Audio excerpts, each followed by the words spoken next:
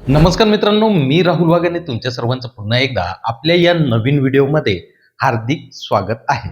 मित्रांनो, सध्या महाराष्ट्रामध्ये शासनाकडून पुण्यश्लोक अहिल्यादेवी होळकर शेतकरी कर्जमुक्ती योजना 2026 अंतर्गत शेतकऱ्यांना कर्जमाफी जाहीर करण्यात आलेली आहे. मित्रांनो, या योजनेचा लाभ घेण्यासाठी ज्या शेतकऱ्यांची यादीत नावे आलेली आहेत त्यांना ई-केवायसी म्हणजेच आधार प्रमाणीकरण करणे अनिवार्य आहे. परंतु मित्रांनो, अनेक शेतकरी ही ई-केवायसी करताना वेगवेगळ्या अडचणींना सामोरे जात आहेत. मित्रांनो, जर तुम्हालाही ई-केवायसी करताना अडचण येत असेल तर शासनाने यावर उपाय म्हणून एक ऑफलाईन अर्ज उपलब्ध करून दिलेला आहे. आजच्या या व्हिडिओमध्ये आपण पाहणार आहोत की हा अर्ज अचूक कसा भरायचा आणि कोणती कागदपत्रे अर्जासोबत जोडायची याबाबत सविस्तर माहिती. मित्रांनो, सर्वात आधी हा अर्ज तुम्हाला कुठे मिळेल तर मित्रांनो, हा अर्ज आपल्या टेलिग्राम चॅनलवरती मी PDF स्वरूपामध्ये उपलब्ध करून दिलेला आहे. आपल्या टेलिग्राम चॅनलची लिंक या व्हिडिओच्या डिस्क्रिप्शनमध्ये तुम्हाला पाहायला मिळेल. मित्रांनो, या ठिकाणी तुम्ही पाहत असलेला हा अर्ज माननीय सहाय्यक निबंधक सहकारी संस्था यांच्या नावे द्यायचा आहे. तसेच मित्रांनो, खाली तुमच्या तालुक्याचे आणि जिल्ह्याचे नाव तुम्ही लिहायचे आहे.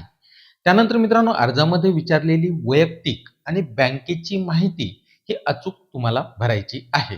मित्रांनो, या माहितीमध्ये सर्वप्रथम तुमचे संपूर्ण नाव, मोबाईल क्रमांक आणि संपूर्ण पत्ता, त्यानंतर तुमचा आधार क्रमांक आणि कर्ज यादीमधील तुमच्या नावासमोरील विशिष्ट क्रमांक म्हणजेच व्हीके नंबर हा अचूक लिहायचा आहे.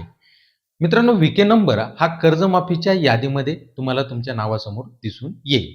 त्यानंतर मित्रांनो, तुमचा फार्मर आयडी म्हणजे शेतकरी ओळख क्रमांक हा सुद्धा लिहायचा आहे.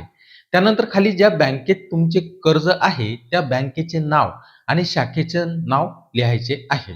तसेच मित्रांनो, खाली तुमचा बचत खाते क्रमांक म्हणजेच सेव्हिंग अकाउंट नंबर आणि त्याखाली कर्ज खाते क्रमांक म्हणजेच लोन अकाउंट नंबर हा सुद्धा या ठिकाणी लिहायचा आहे. आणि शेवटी तुमच्या कर्जाची एकूण रक्कम या अर्जामध्ये तुम्हाला लिहायची आहे. त्यानंतर मित्रांनो, या अर्जामध्ये एक तक्ता दिलेला आहे ज्यामध्ये आधार प्रमाणीकरण न होण्याची 14 मुख्य कारणे ही दिलेली आहेत. मित्रांनो, तुम्हाला जी अडचण येत आहे त्यासमोरील रकान्यात तुम्हाला खूण म्हणजेच टिक करायचे आहे आणि शेरा लिहायचा आहे. काही प्रमुख कारणे कोणकोणती आहेत ती या ठिकाणी आता पाहूया. यामध्ये सर्वप्रथम तुमचे कर्ज आणि पोर्टलवरील रक्कम यामध्ये तफावत असणे.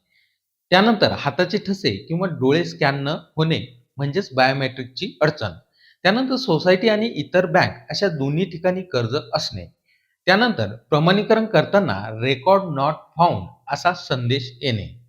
त्यानंतर पोर्टलवर बचत खाते क्रमांक चुकीचा दाखवणे किंवा संयुक्त खाते क्रमांक हा असणे. जर खातेदार नातेवाईक मयत झालेला असेल तर त्यामुळे प्रमाणीकरण न होणे. तुमची सर्व माहिती बरोबर आहे पण पोर्टलवर दुसऱ्याचेच नाव दाखवत असणे किंवा तुम्ही थकबाकीदार असूनही कर्जमाफी यादीत नाव न येणे. मित्रांनो, या 14 कारणापैकी जे कारण तुमचे असेल ते तुम्ही निवडायचे आहे, त्यासमोर तुम्ही टिक करायचं आहे.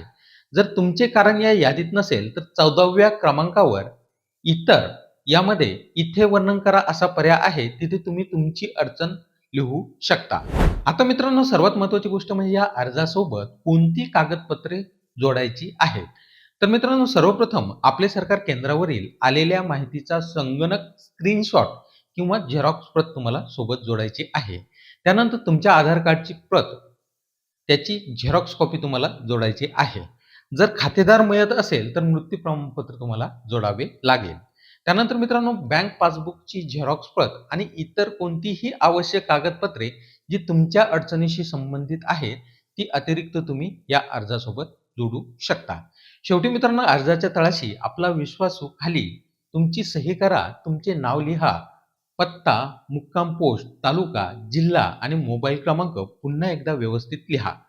मित्रांनो, हा संपूर्ण भरलेला अर्ज आणि कागदपत्रे संबंधित कार्यालयात जमा करा जेणेकरून तुमच्या कर्जमाफीचा मार्ग हा मोकळा होईल. तर मित्रांनो, आशा करतो की ही माहिती तुम्हाला समजली असेल. तर या व्हिडिओला लाईक तसेच शेअर करायला विसरू नका. तसेच तुम्ही जर हा व्हिडिओ YouTubeवरती पाहत असाल तर चॅनलला नक्की सबस्क्राईब करा.